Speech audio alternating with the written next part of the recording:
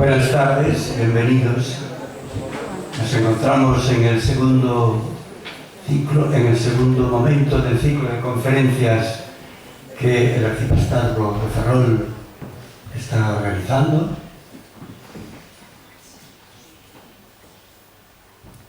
En este momento, pues, tenemos que presentar a un joven, como lo veis en la cara, y a un joven, a un periodista, a un cristiano y no sé cuántas cosas más, pero él que ya nos lo dirá.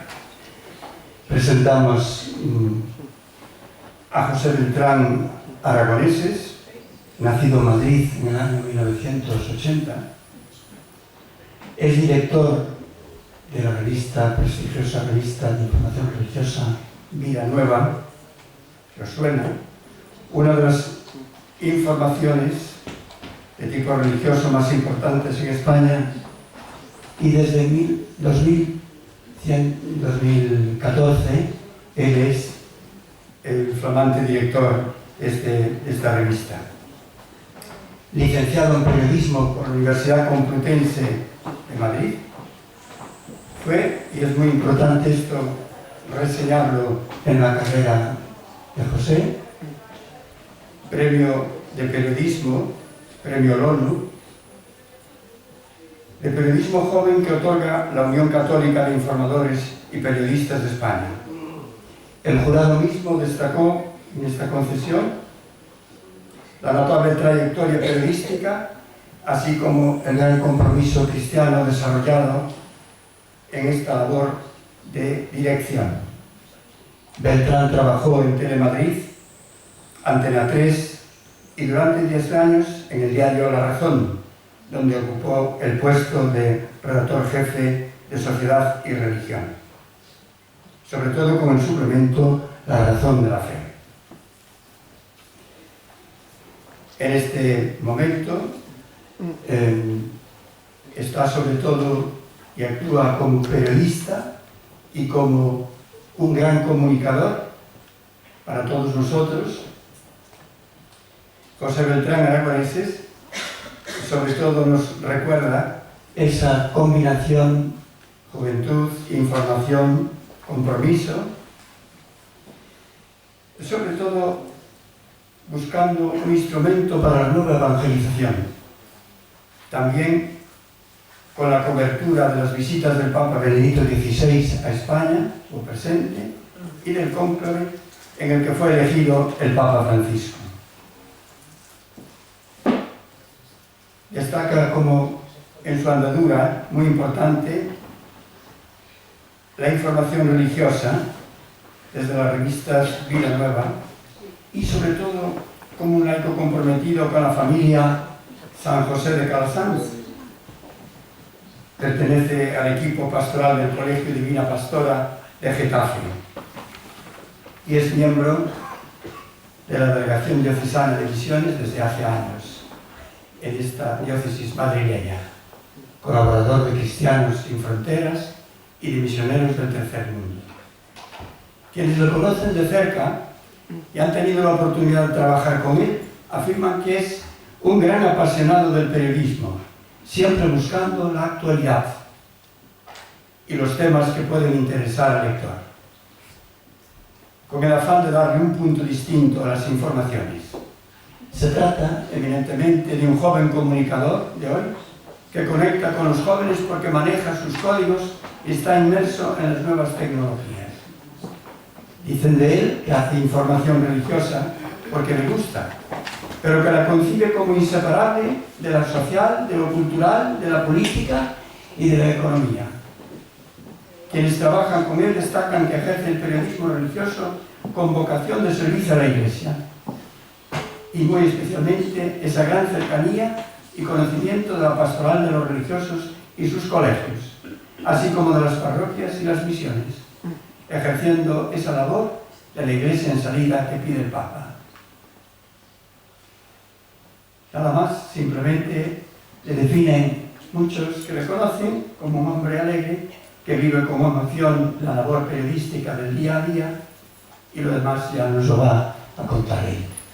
Así que Don José Beltrán, gracias por tu presencia entre nosotros en este ciclo de conferencias y por ese esfuerzo de venir, de hacerte presente aquí y casi de poner un pie otra vez en Madrid.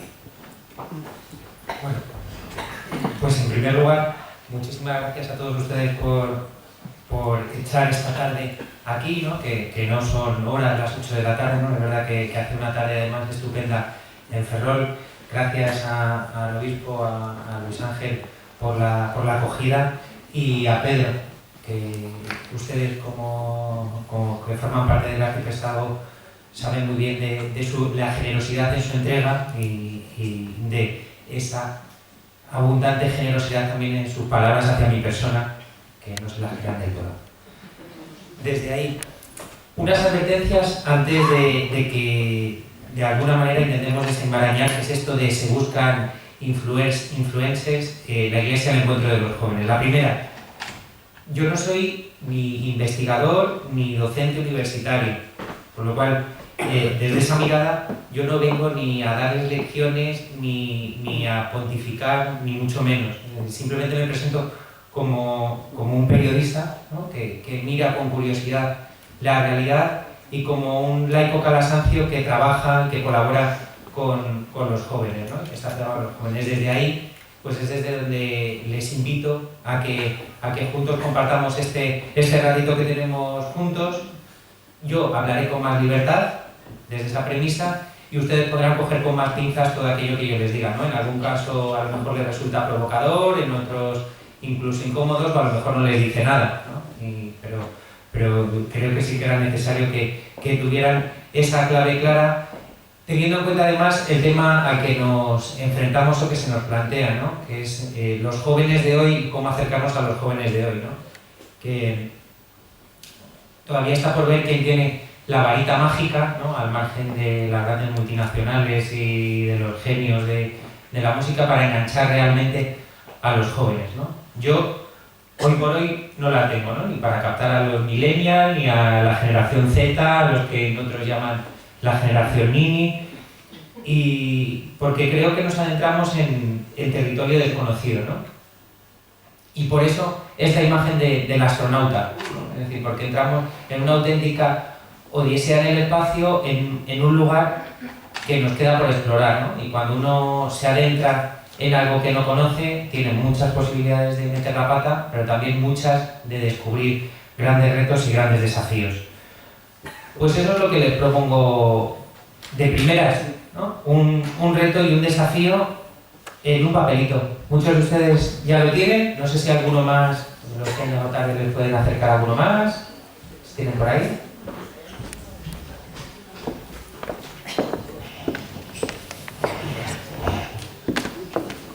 Como es tarde y son las 8 de la tarde, y sé que llevan además quien no haciendo tareas de trabajo, atendiendo a los demás en la parroquia, en colegio, en casa o demás, vamos a ponernos a tener un momento ahí de desfogue. Les pido que miren el papel que tienen.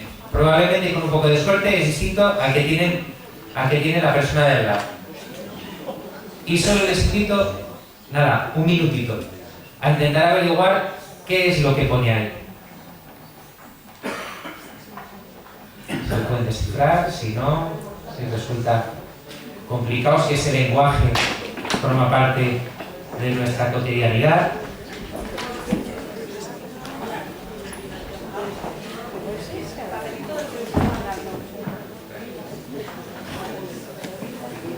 Algunos tienen un trébol, hay una miel, arriba, no sé si les ha llegado o no les ha llegado. No sé si alguien puede acercar arriba.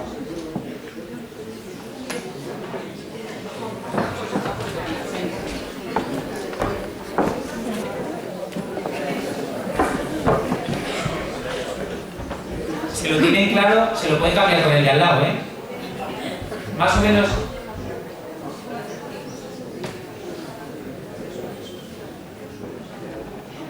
¿Alguien se atreve? ¿Alguien da con ellos? ¿No da con ellos? ¿Sí?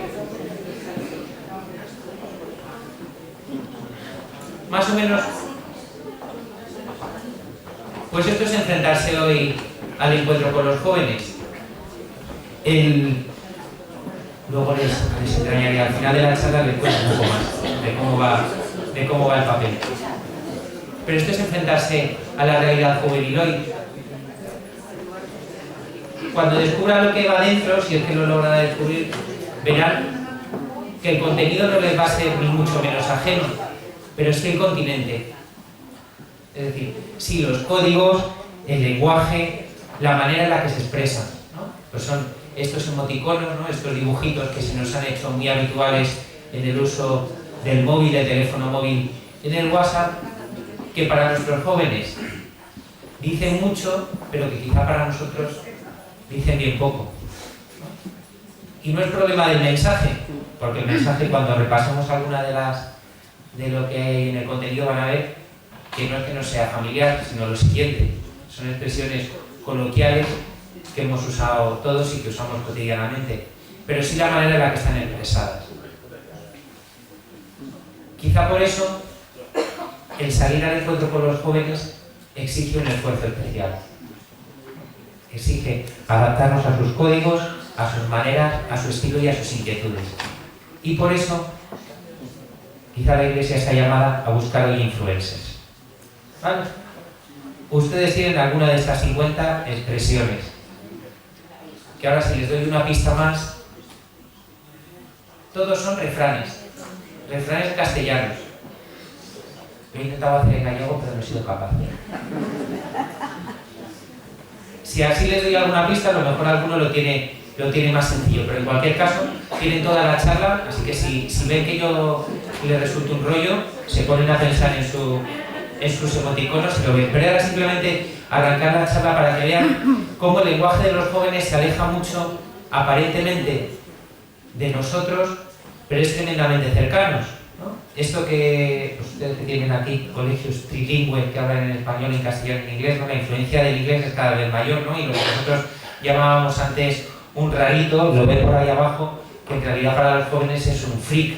Lo que para nosotros era un simbolito, un dibujo, un icono, ellos lo llaman emoji, ¿no? Cuando nosotros hablamos de alguien que se intenta hacer notar o que hace algo solo para tener apariencia, ellos lo llaman postureo.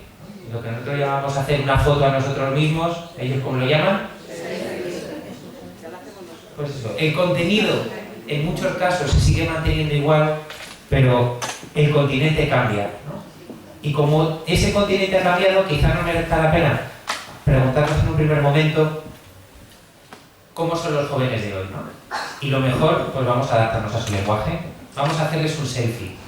Y yo, de todos los selfies que he buscado de los jóvenes, el más fiable y el más cercano que he encontrado es el informe de la Fundación Santa María, que se acaba de publicar ahora y que desde 1984 viene repasando cómo son los jóvenes españoles en las distintas generaciones, ¿no? Y nos da unas pistas muy certeras de cuáles son los jóvenes que nos vamos a encontrar paseando por la calle una vez que salgamos de este encuentro. 5 pistas, simplemente, para no entenderlo mucho. Son jóvenes, y empezamos por abajo, que no creen en las utopías. No creen en la utopía porque les hemos dado razones para no creer en ellas. Es decir, la situación que viven de paro, de inestabilidad personal, la propia situación y deriva política en muchas situaciones, no solo en España, pero en este caso también en España, les ha hecho perder la capacidad de creer. Es decir, no estamos hablando ahora de lo trascendente, que ya veremos, ¿no? Pero la capacidad de creer en lo más concreto, ¿no? Y eso hace que solo se agarren a lo inmediato, ¿no? Y si les hemos fallado, ¿qué ocurre? Que tienen una cierta alergia institucional. Es decir, no creen en la Iglesia, pero tampoco creen en los partidos políticos, ni en los sindicatos, todo aquello que suponga una estructura, ¿no? Porque creen que se les viene todo dado, se les viene todo procesado, y todo eso les genera rechazo. ¿Qué tiene de positivo? Que en todo este estudio sí que se reconoce los jóvenes como que la institución más importante para ellos y de referencia es la familia, ¿no? Con sus pros y sus contras. ¿Cuáles son los pros? Que sigue siendo su lugar de referencia en materia de valores. ¿Pero cuáles son los en contra? Que es el lugar de refugio. Es decir, que no llegan a ser completamente independientes, ¿no? Y ahí ya saben lo de los ninis, el síndrome del nido vacío frente a aquellos que se mantienen en el síndrome de Peter Pan, que siguen con 40 años y siguen en casa y siguen considerándose jóvenes, esa burbuja protectora. El avance de los derechos humanos y de las libertades en nuestro país también ha hecho que su tolerancia ante determinadas situaciones sea mucho mayor, ¿no? Todo lo que tiene que ver con la sexualidad, todo lo que tiene que ver con la acogida a los migrantes, ¿no? Cosa que en otros países de Europa no ha sucedido así. Pero sí que alertan los estudiosos del informe Santa María si esta tolerancia no se convierte en un laxismo moral. ¿Y cómo lo muestran ellos? En los 4 últimos años, con respecto al anterior informe, sube pues todo ese respeto, por ejemplo, al colectivo migrante, pero también surge cierta tolerancia, y esto sí que preocupa, hacia el tema de la violencia de género, es decir, hacia el tema del terrorismo. Y son más permisivos nuestros jóvenes ante la violencia, o más permisivos ante detalles tan tontos, pero que yo creo que son suficientemente significativos, como colarse en el transporte público sin pagar el billete o aceptar un soborno. Y eso sí que hace preguntarnos, ¿estamos ante una sociedad o caminan ellos hacia una tolerancia real en asuntos en los que sí es necesario ser respetuosos, o estamos entrando en un todo vale, ¿no? En eso que muchos llaman la sociedad líquida? Pues este es otro de los elementos clave de los jóvenes de hoy. ¿Y cuál es el último elemento clave? Y volvemos a los emoticonos. Es una de las nuevas tecnologías. Es decir, son la generación de la pantalla digital. Ellos han nacido ya con el móvil y con la pantalla en la mano.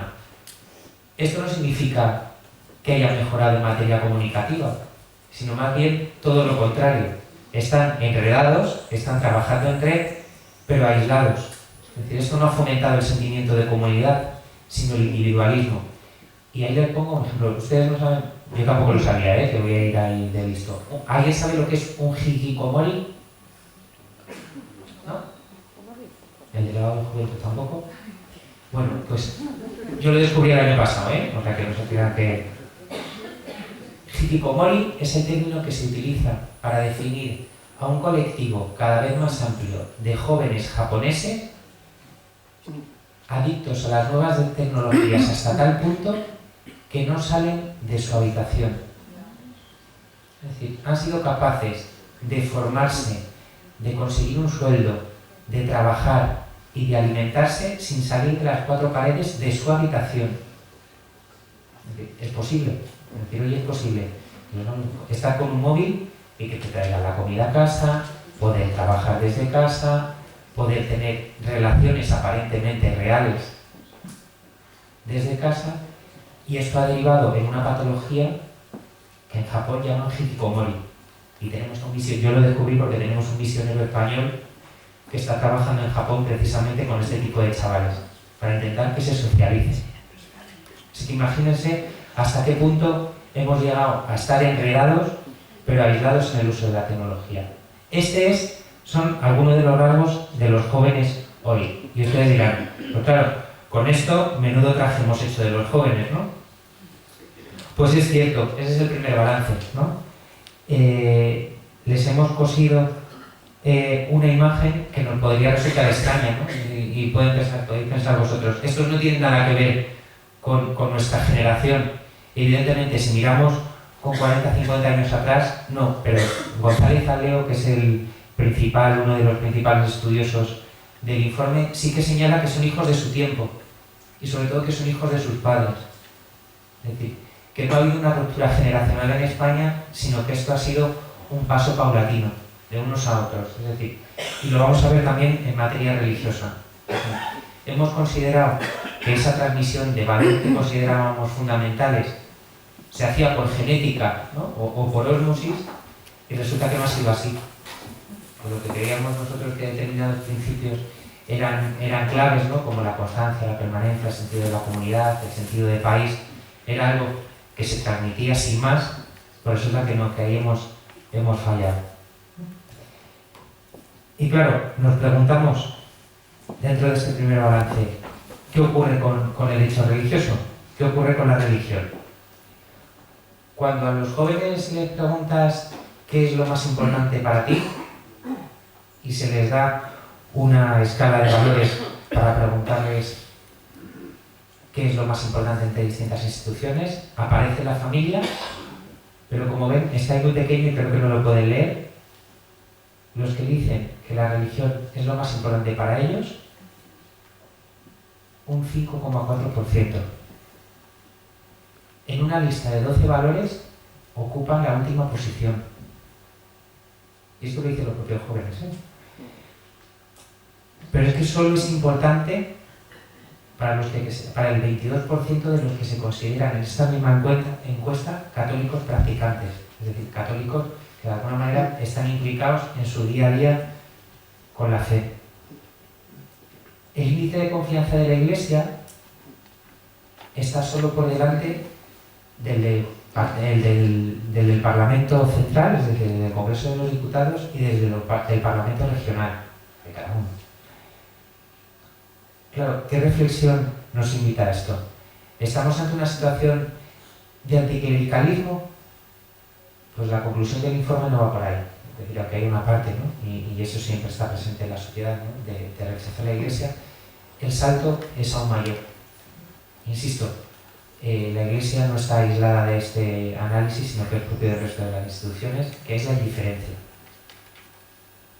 Y yo creo que luchar contra la indiferencia es mucho más complicado que luchar cuando tienes un enemigo enfrente que es potente y que va contra ti, ¿no?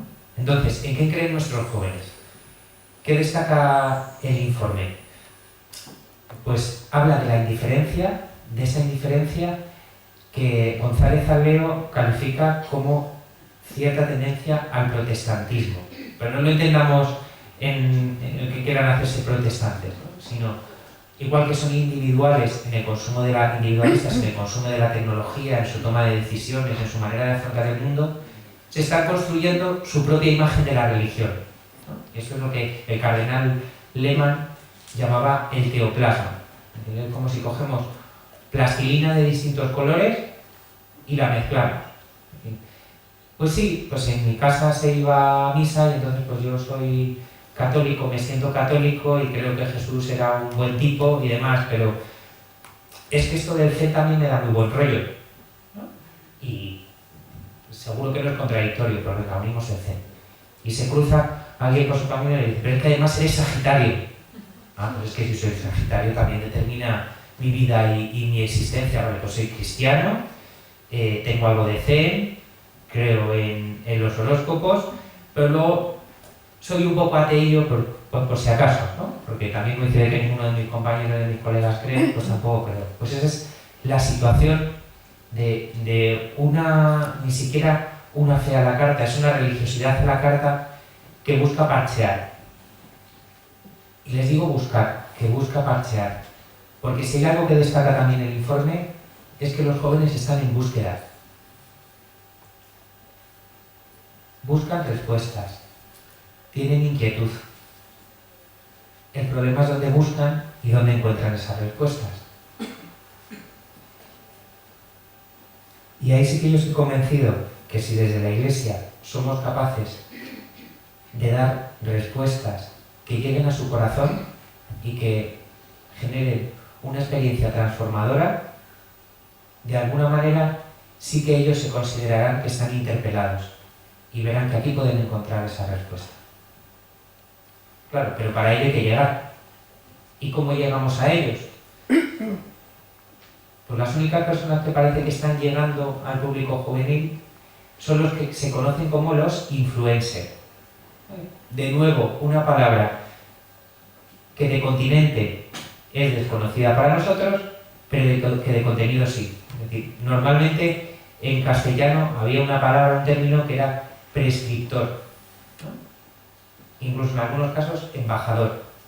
Es decir, alguien que tiene cierta influencia y cierta credibilidad sobre un tema concreto y por su presencia, en este caso, se concentra el término influencer a las redes sociales o en otros espacios, se convierte en una referencia para la marca, ¿no? En alguien que puede dar credibilidad a la marca, ¿no? En En España, ¿quién tenemos como referencia para que nos entendamos fácil y comprendan el concepto a aquellos que no lo entienden? Paula Echevarría. ¿Le suena, no? Actriz, mujer de David Bustamante, ¿no? Sí. Y con un montón de seguidores en una red social que se llama Instagram. Para que se hagan una idea, cada vez que esta chica se pone una camisa o un pantalón de una determinada marca, al día siguiente tiemblan las dependientes de esa tienda porque saben que hay una legión de chiquillas que se la van a comprar. ¿Por qué? Porque ha adquirido una credibilidad y una notoriedad. ¿Vale? Igual lo tenemos con determinados futbolistas en su forma de vestir, en su forma de actuar, o en su forma de hacer, o en su forma de disfrutar el ocio, ¿no? Si tienen un determinado móvil y ese futbolista enseña su móvil, me estoy haciendo una foto, pues al día siguiente tiembla. ¿Esto es malo? Pues a priori, el que uno tenga de referencia a un igual, a un par, para determinados asuntos, no es malo. Lo complicado es cuando eso determina todas tus decisiones, ¿no? Y es que los jóvenes de hoy se han llenado de pequeños influencers precisamente porque han dejado de creer en las instituciones, que son los que tienen alrededor, que son los que deciden por ellos o deciden con ellos. Y han desaparecido lo que podrían ser influencers clásicos, empezando por los sacerdotes, continuando por los propios padres, siguiendo por los profesores en el aula. De todas aquellas personas que eran referencia para nuestros jóvenes, hoy en día ya no lo son. Ni lo son las instituciones, ni las personas que pertenecen a esas instituciones. Claro, y ante esto una pregunta. Si lo único que funciona son los influencers o una persona en concreto que se le corta el bacalao, nos convertimos todos en Paula Echevarría, ¿no? Procedemos a una demolición de todas nuestras estructuras, o nos ponemos en manos a hacer una reforma. Yo soy más partidario de lo segundo. Y yo creo que lo mismo también. ¿No? Es decir, pero no vale una reforma de cualquier manera, es decir, no vale con pintar, ni siquiera solo con quitar el gotelé y poner la pared lisa, ¿no? Exige una reforma mucho más profunda, ¿no? Y a esa reforma es en la que la Iglesia está ahora mismo metida y en la que se supone que nos quiere enviar, nos quiere llamar el Papa Francisco con este sínodo de los jóvenes que tendrá lugar el próximo mes de octubre y del que nos va a hablar la semana que viene, les va a hablar Raúl Tinajero con mucha más profundidad, ¿no? Y una reforma que no solo llega a los jóvenes, sino que, como bien saben, de manos del Papa Francisco, vamos más allá. ¿Pero en qué se concreta en el caso de los jóvenes? En una expresión muy clara que también va para el resto de la Iglesia, ¿no? En salir al encuentro, ¿no? Otro simbolito nuevo, ¿no? El del wifi. En cómo conectar y cómo llegar a todos, cómo ser accesibles a todos. Algunas sugerencias. Bueno, primero una tentación, pero ¿cómo? Pues está la tentación de intentar llegar a todos. Como los grandes programas de televisión, que a toda costa, y no vamos a citar ninguno, ofrecen lo que sea por la audiencia, ¿no? Estos son mis principios, pero los cambio si me sube ser, ¿no? Estos son mis principios y los cambio si lleno la parroquia, ¿no? O todo lo contrario. Es decir, no voy a cambiar nada y quien quiera entrar por esta puerta, que se adapte 100% a lo que yo digo, a lo que yo tengo y a lo que yo me he trabajado,